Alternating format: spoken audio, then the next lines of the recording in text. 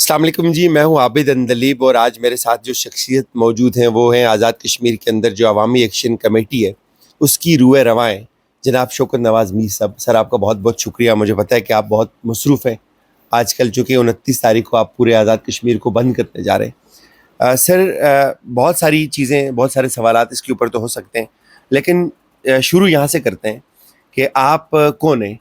آپ ایک سیاسی تحریک ہیں، آپ ایک سماجی تحریک ہیں، آپ کوئی لسانی تحریک ہیں، آپ کوئی جتھا ہیں، آپ کوئی مافیا ہیں، آپ کیا ہیں سر؟ پہلی بات ہے کہ انسان ہے.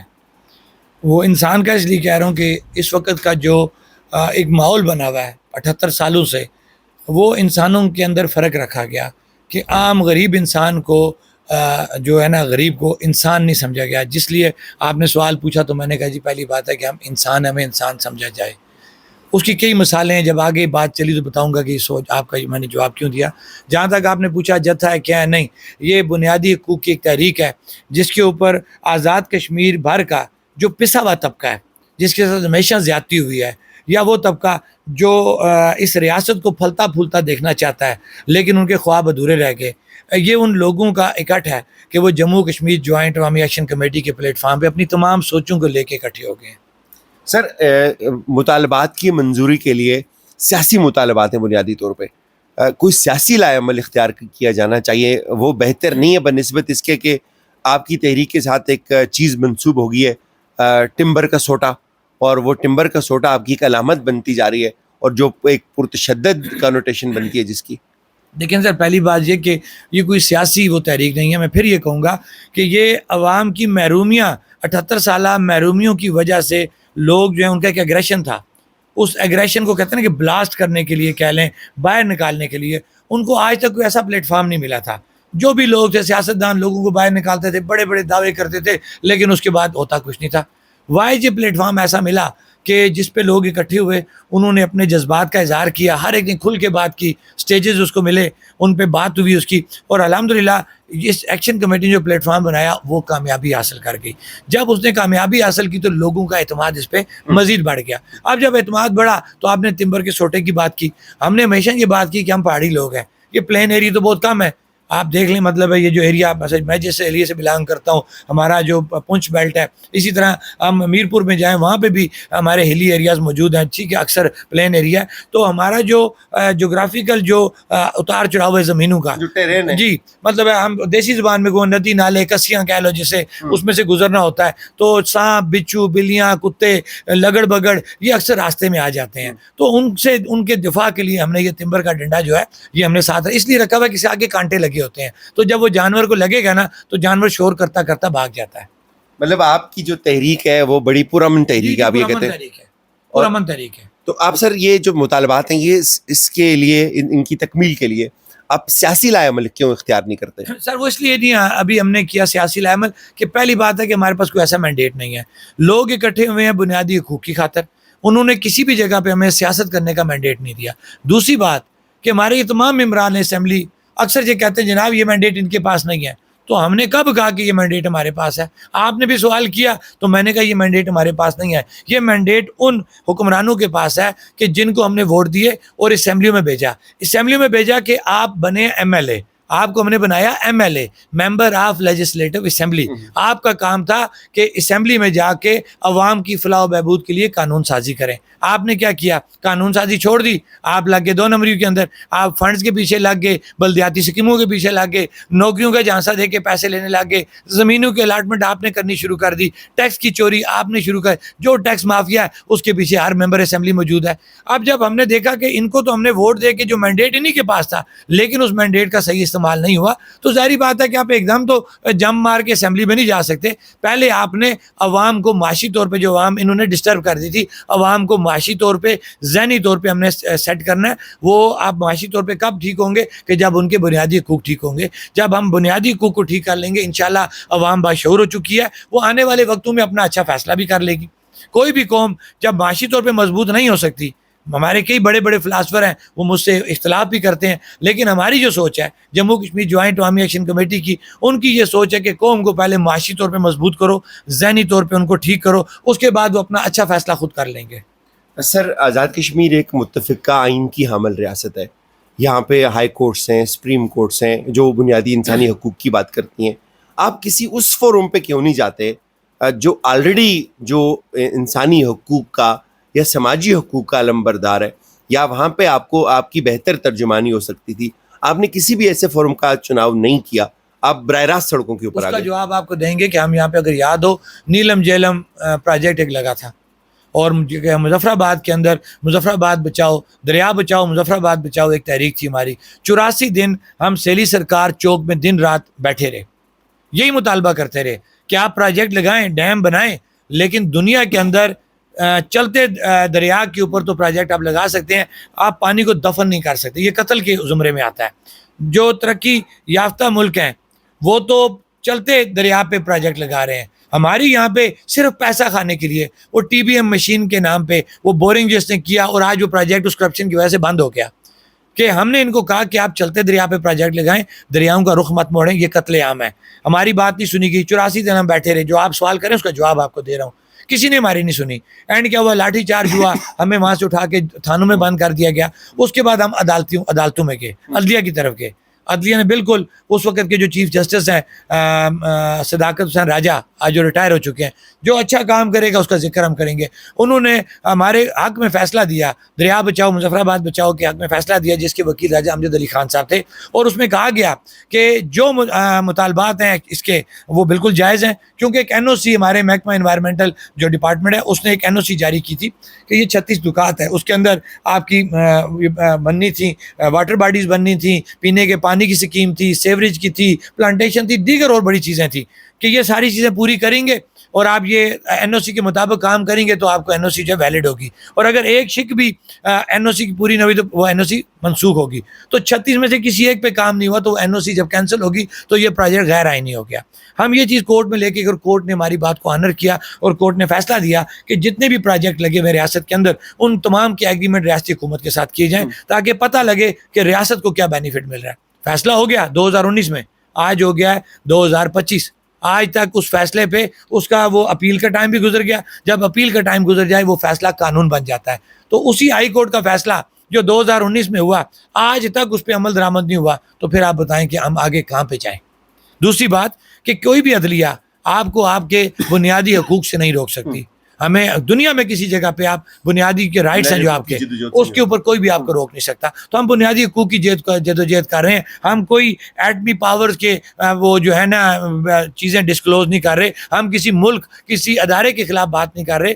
کسی ملک کو ہمارے سے خطرہ نہیں ہے, تو پھر ہمیں کیوں خطرہ تو بہت ہے سر آپ سے لوگوں وہ 53 کے ٹولے کو ہے اور کسی کو خطرہ نہیں ہے. یہ جو 53 کا ٹولہ ہے نا صرف ان کو خطرہ ہے. آپ اس 53 کے ٹولے کے پیچھے پڑے ہوئے ہاتھ دھو کے. آپ ایسا تو نہیں ہے کہیں کہ پوری ریاست کا زمامہ کار یا اس کی پوری بساط کو ہی کہیں لپیٹنا چاہ رہے ہیں؟ نہیں, ایسی بات نہیں ہے. ہم نے ہمیشہ, خاص طور پہ میں نے ہمیشہ یہ بات کی ہے کہ آبادی کے لحاظ سے دیکھا جائے تو گوجرانوالہ اور راولپنڈی کی آبادی اس سے زیادہ ہے. وہاں پہ ایک ڈپٹی کمشنر یا کمشنر نظام چلا رہا ہے. ہمارا یہ کہنا ہے, اس بات کو سمجھیں کہ یہ چھوٹی سی ریاست ہے, اس کے اوپر اس کے حجم کے مطابق بوجھ ڈالا جائے. یہ ریاست مکمل نہیں ہے اتنے بڑے لاؤ لشکر کی. یہ جو گاڑیاں چل رہی ہیں یہ پانی سے نہیں چلتی, یہ پیٹرول اور ڈیزل پڑتا ہے اس کے اندر. وہ پیٹرول اور ڈیزل ساری گاڑیاں رات کو F6 میں کھڑی ہوتی ہیں بڑی بڑی. یہی تو ہمارا رونا پیٹنا, آزاد کشمیر نمبر, یہی تو ہمارا رونا پیٹنا ہے. وزیر اعظم انوار الحق صاحب بڑی کفایت جاری کی بات کرتے تھے, آج راولہ کوٹ اتنا بڑا لاؤ لشکر لے کے آگے. یہ جتنا سرکاری پیسہ آج کے اس جلسے میں لگا جہاں پہ اللہ نے ان کو دنیا میں ذلیل کیا, کیونکہ یہ کیوں ذلیل ہوئے؟ وہاں پہ عوام نکلی ہے. کون سی عوام تھی؟ تمام سوشل میڈیا کے اوپر تمام ڈیٹا موجود ہے کہ ان کے بڑے بڑے قائدین جو بڑے بڑے دعوے کرتے تھے کہ جناب اتنی عوام ہمارے ساتھ ہے, اتنی عوام ہمارے ساتھ ہے, تقریریں کرتے ہوئے آپ پنڈال خالی موجود ہے. ہم نے تو کہیں ٹیمپرنگ نہیں کی, ہم نے تو کہیں کو سوشل میڈیا پہ پوسٹ ایسی نہیں لگائی. پورے پاکستان سے بندے اٹھا کے یہ لے آئے پیسے دے کے. تو یہ تصویریں موجود ہیں کہ اس اڈے کا آکر ہے, کون سا کہاں کا بندہ ہے, ایبٹ آباد کا پٹھان کون ہے, پنجاب کا کون ہے, سیالکوٹ سے کون آیا ہوا ہے. یہ تو ساری آلریڈی ان کے بیانات موجود ہیں جو لوگوں نے وہاں پہ ان سے بیان لیے ہوئے ہیں. ان کے پاس تو یہ آج ریفرینڈم ہو گیا ہے کہ ایکشن کمیٹی درست ہے. ان نوسر بازوں کے پاس کچھ بھی نہیں ہے. یہ ان کا جو بھرم تھا, اگر ان کو کوئی عقل دیتا یہ اپنا بھرم قائم رکھتے. آج ان کا وہ بھرم بھی ٹوٹ گیا. آل پارٹیز یہ کہتے ہیں جن میں تمام سیاسی جماعتیں شامل تھیں, تمام سیاسی جماعتوں کے قائدین موجود تھے اور جلسے میں بندے نہیں بلا سکے. کدھر گیا ان کا مینڈیٹ؟ جس مینڈیٹ کے اوپر وہ اترا رہے ہیں, بڑا اتراتے ہیں جناب کہ ہمارے پاس مینڈیٹ ہے. تمہارے پاس مینڈیٹ ہوتا تو جلسے کے اندر لوگ تم لاتے, تم ریاست کے اندر سے لوگ نہیں لے کے آئے. انہوں نے عدم اعتماد کر دیا تمہارے اوپر. اب سر 29 تاریخ کو کیا ہونے جا رہا ہے؟ انشاءاللہ 29 تاریخ کو پرامن طریقے سے پوری ریاست لاک ڈاؤن ہوگی اور خود ہوگی. یہ آج میرے انٹرویو میں آپ یہ ریکارڈ کر لیں چیز, ہم کسی کی دکان زبردستی بند نہیں کرائیں گے, ہم کسی کی گاڑی کا پہیہ جو ہم زبردستی نہیں روکیں گے. انشاءاللہ اپنے رب پہ پوری امید ہے. اس آزاد کشمیر کی باجرت, باضمیر, باغیرت عوام سے امید ہے کہ وہ خود بخود ریاست کو لاک ڈاؤن کریں گے. اس کے بعد کیا ہوگا؟ یہ بیٹھیں گے, یہ گھٹنے ٹیکیں گے. یہ ابھی انہوں نے ہمارا پلان بی پلان سی نہیں دیکھا ہوا. وہ کیا ہے؟ انشاءاللہ وقت آنے پہ سامنے آئے گا. فار ایگزامپل کچھ بھی ہو سکتا ہے, کچھ بھی ہو سکتا ہے. کوئی نیپال بنا رہے ہیں آپ؟ دیکھیں اگر انہوں نے کوئی ایڈونچر کرنے کی کوشش کی, یہ جو ہمارے ادارے خاص طور پہ ہیں جہاں پہ انہوں نے بڑے سمجھدار اور ذہین لوگ, بڑے بدماش لا کے بٹھائے, تو وہ کسی غلط فہمی میں نہ رہے. اگر کوئی ایسا بلنڈر کریں گے تو یہ نیپال بھی بن سکتا ہے, بنگلہ دیش ایسے حالات بھی ہو سکتے ہیں. لیکن ہم نہیں چاہتے, ریاست ہماری ہے, اس ریاست کے نظام کو کسی صورت ہم ڈیریل نہیں ہونے دیں گے. انشاءاللہ یہ ریاست قائم رہے گی, ریاست کی شناخت قائم رہے گی, اور ریاست کے اندر رہتے ہوئے ریاست کے نظام کو ہم ٹھیک کرنے کی بات کر رہے ہیں. سر بڑا حساس خطہ ہے, اور اس میں اس طرح کی باتیں بڑا بوجھ نہیں بن جائیں گی؟ سر احساس خطہ انڈیا اور پاکستان کے حوالے سے ہے. ہمارا اس میں کیا مسئلہ, ہمارا انڈیا سے کیا لینا دینا. کشمیر کا جو سٹیٹس ہے, یا ایک جو بچہ کھچا کشمیر اب ہے, جی دیکھیں آدھا کشمیر تو سرنڈر ہو گیا یہاں پہ, جو ایک رائے پائی جاتی ہے, جی جو حقیقت بھی ہے, جو آپ بھی مانتے ہیں. بالکل. تو اب جو بچا ہوا کشمیر ہے, اس کے لیے ایک یہ تاثر بھی ہے کہ اس کو کہیں انگورنیبل نہ ڈکلیئر کروا دیں. نہیں ایسی بات نہیں ہے, الحمدللہ سوچیں بھی نہ کہ کسی کو ایسا ہم سوچنے کا موقع دیں. خیالی پلاؤ یہ بناتے رہیں گے, بڑے ڈیزائن ہوتے ہیں دفتروں میں بیٹھ کے, نقشے یہاں سے اس طرح کریں گے, ادھر سے اس طرح کریں گے, ادھر سے وہاں لے جائیں گے. لیکن جب تک یہ کشمیری باجرت, باضمیر, باغیرت کشمیری موجود ہے, کشمیر کو کچھ بھی نہیں ہوگا. انشاءاللہ ایک وقت آئے گا ہم پورے 84,000 مربع میل کے مالک ہوں گے, پوری ریاست کا فیصلہ ہوگا.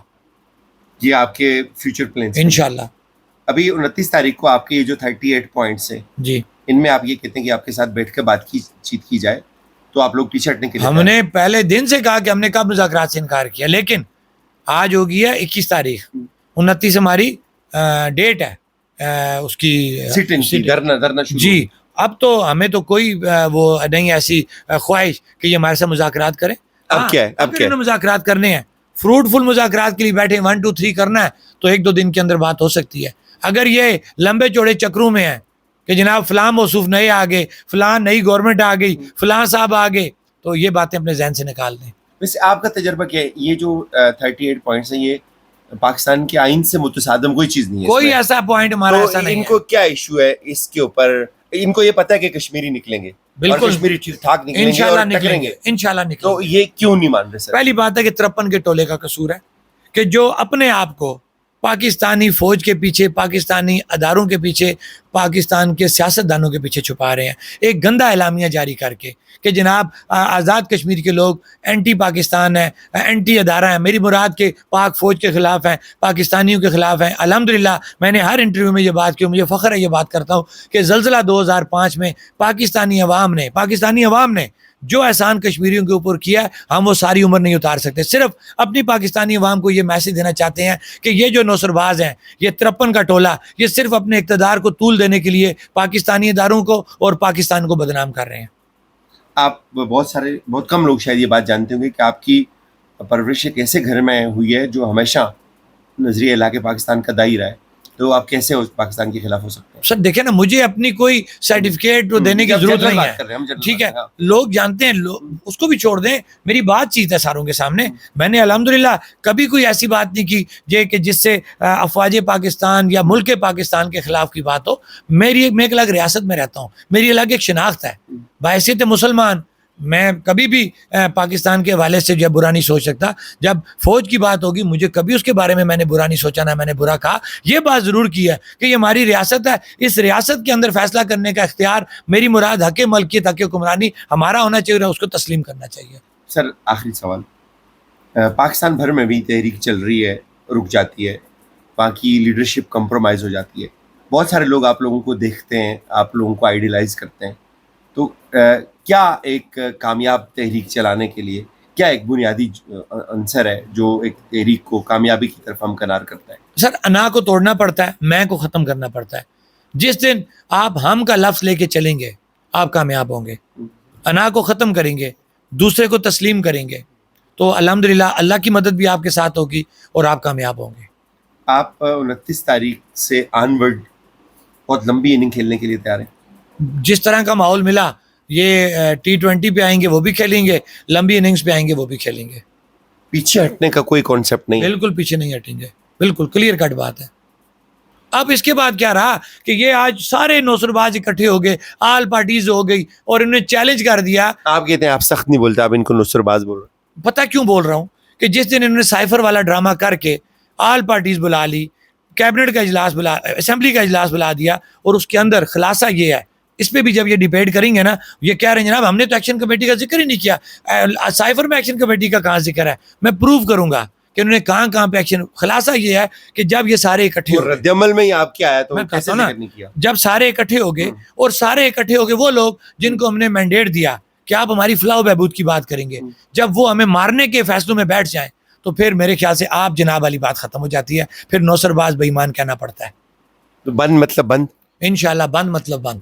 Thank you so much sir, thank you so مچ.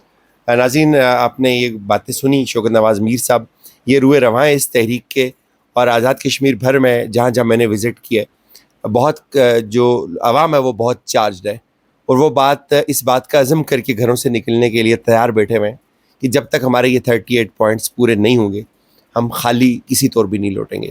اپنا خیال رکھیے گا. خدا حافظ.